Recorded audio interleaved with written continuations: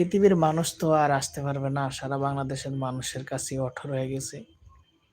দেশনেত্রী বেগম খালেদা জিয়া একজন ভালো মানুষ ছিল, ইসলামের পক্ষে ছিল, কোরআনের পক্ষে ছিল।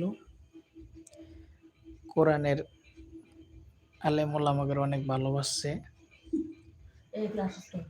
তো কোরআনের পক্ষে নিয়ে সে কথা বলছিল। আলেম ওলামাদের কখনো ছোট চোখে দেখে নাই, কোরআনের ফাঁকি করে কখনো ছোট হইতে দেয় নাই। এই জন্য তার প্রতি মায়া। কেন? দেশের স্বার্থের জন্য অনেক কাজ করছে, দেশের সাধারণ মানুষের পাশে ছিল, দেশের মানুষের জন্য অনেক কিছুই করছে। সেই জন্য যেহেতু দেশপ্রেমিক মানুষ, দেশের ভালোবাসা, কোরআনের পক্ষে ছিল, ইসলামের দৃষ্টিকে ছিল, ইসলামের পক্ষে নিয়ে কথা বলছে।